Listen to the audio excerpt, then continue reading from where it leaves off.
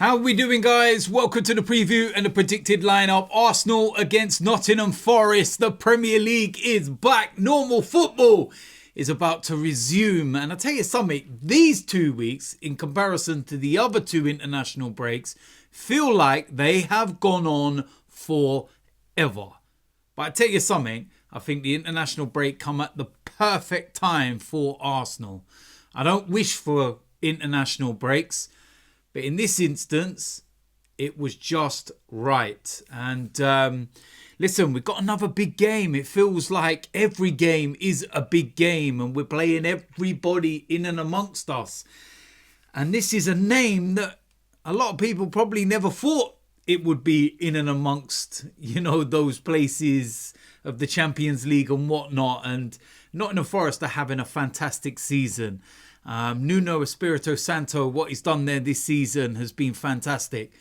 I watched them last time out actually against Newcastle. I thought in the first half they caused a lot of problems and they looked really good, took the lead, and then in the second half they just seemed to run out of steam. They just seemed to get overrun by Newcastle, and they ended up going and winning the game, deservedly so. But like I said, they've had a fantastic season and they're going to be a very dangerous side.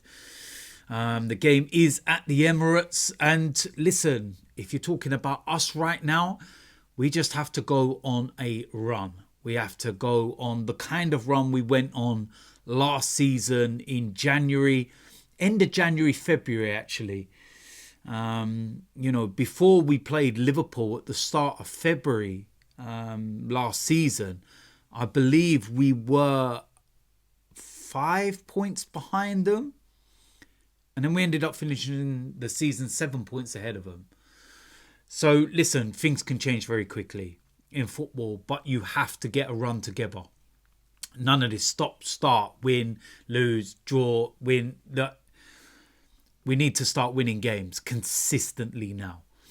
And, the one positive, unlike everybody else, and I know you have to play everybody twice, we've had the majority of our tough away fixtures done, which is very rare at this point in the season.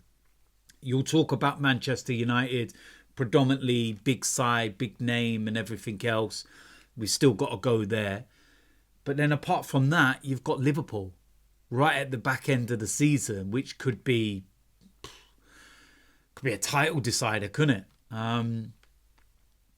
But we've done everything else. We've been to Spurs and Man City and Newcastle and Chelsea and Tottenham, and it's mad when you think about it. But listen, we've just got to focus on ourselves. Let's forget about what's going on in front, what Liverpool are doing, what Manchester City are doing, and just concentrate on ourselves.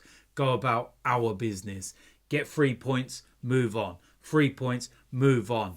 And then you will start to see things in a different light, probably in and around, I'd say by mid-January time.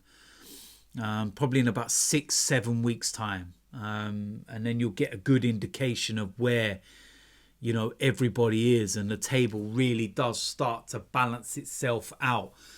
It's very, very congested at the moment in the middle sections going up to, the top four. But we just got to go and take one game at a time. And this is the next one on the list.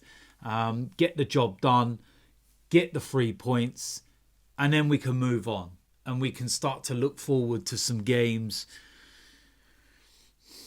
that have not been as difficult, shall we say, as the ones that we faced. And I'm trying to say that with the utmost respect of the teams that we're playing, but you get what I mean. When we've had the away games that we've had all bunched together in the way that we've had, it's difficult. Very, very difficult. Spurs, Man City, back-to-back away from home. And in between that, a Champions League game at Atalanta. Newcastle, Chelsea away, back-to-back. And in between that, a Champions League game away to Inter Milan. Come on. What will be with the injuries? That will be quite interesting. What we have learned over the international break is that Ben White is going to be out for a couple of months. He's had surgery on a long-standing problem. And I think it's been quite evident for a while that he's been playing through an injury. So it's good that he's able to get that sorted out now. But yeah, he won't be in contention. Tomiyasu, Calafiori, are they close to contention returning? At the time I'm filming this, obviously Mikel Arteta has not done his press conference, so I don't know. Bukayo Saka, Declan Rice, I do feel that those two will be back for this game. But I feel that, it'd be a strong lineup. It will be enough to get the job done, in my opinion. So with that said, let's go and get into the predicted 11. Starting off in goal, David Raya. Very, very straightforward. Right back, I got a feeling he will go with Thomas Partey at right back. And I feel that when I get through the team in a moment, you'll start to understand what I'm saying. But I do feel that Thomas Partey will be right back. If Tomiyasu is available, then he's not going to come straight into the side.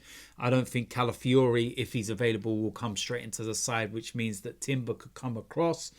I just feel that Thomas Partey will play there. Right centre-back, William Saliba, very straightforward. Left centre-back, Gabriel, again, very, very straightforward. Left-back will be Jurriën Timber, again, a very straightforward decision. In front, the number 6 will be Declan Rice. And the one thing I will say is this, is when we watched that Chelsea game, the last 25 minutes or so, when Moreno come on, and I see a lot of people criticising Moreno, and I actually sat there and thought to myself, do some people watch the game with their eyes, or do they just go online and see what a trend might be and just form their own opinion from that? Because Moreno didn't actually have a bad game against Chelsea. And with him and Odegaard, and it was Partey at the time because Rice come off injured, in an attacking sense and a dominating sense, it was one of the best we've looked in a long time. And there was a bit of fluidity. And Moreno looked really good, and his passing and his ability on the ball was really good. But I feel that Declan Rice, he has to play as that number 6. You know, if you're taking Rodri out right now, because he's obviously injured for the season anyway, Declan Rice is the best defensive midfielder in the Premier League. He's the best number 6. If you're taking Rodri out of the equation right now because he's injured, Declan Rice is next in line. So you play your strongest player in his strongest position. Now, Thomas Partey has been excellent this season, but over the international break, I have been watching a lot of our games, and I have been trying to suss out why we're conceding so many opportunities and whatnot. And despite him being so good, and there's things that he can do Rice can't do, there's a lot of things that Rice can do that Partey can't. And Rice is key to us nullifying attacks from other teams, and why we were so good defensively, especially last season. And with him not there, it takes that bit of the overall game away. Declan Rice all day long. And even if he wasn't fit for this game, then Partey would stay at right back anyway, and Jorginho would play, in my opinion. But I feel he will be fine, and Declan Rice will play. And I feel that this little area could be what we're going to see from now on moving forward. One player's got to miss out. And if you're playing Moreno in that left, centre midfield role, and you've got Martin Odegaard back, Declan Rice plays in that 6. It's as simple as that. On the right-hand side, Bukayo Saka, again, another player that's question marks over. I think he will be fine. I think he will play. He's had a couple of weeks rest. And it's very, very straightforward.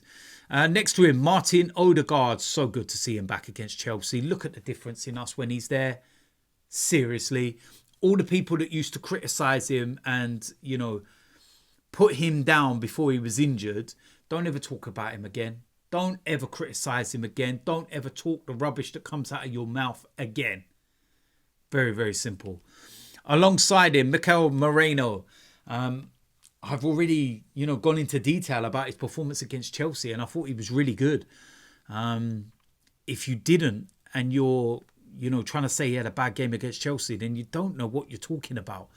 And I suggest you go and watch the game again and stop following trends online and just agreeing for the sake of it. He was really good. And I feel that area of Rice, Odegaard, Moreno, it's perfectly balanced. Really, really good. And that's what I'm going to go with. On the left-hand side, Martinelli. I do feel this is an area that we're going to have to improve.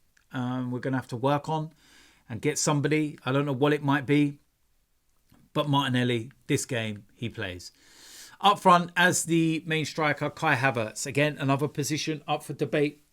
And my last video when I was talking about Isak or Gyökeres, listen, right now, Kai Havertz, and he's effective in what he does. But we need to see some more goals as well. But yeah, that's what I'm going to go with for the game. So, listen, that's my 1 to 11. I think that's a very strong lineup, to be quite honest with you. I think that's very, very strong. And I think that if we went with that, it offers a lot and good balance. And, Partey at right back's not ideal, but then when you see how he performed against Liverpool and Diaz in particular there, it was really good. So, yeah, I think that's all right, to be fair. I think that's really good, and I think that's strong enough to beat Nottingham Forest. But it's going to be a tough game, sitting 5th in the league. Good side, very good side. And, we'll get the 3 points, hopefully, and we can then move on. So, listen, let me know what you think about that lineup. Do you agree or disagree? If you are new around here, make sure you hit the subscribe button, smash a like on this video, and I will see you lot soon. I'm out of here.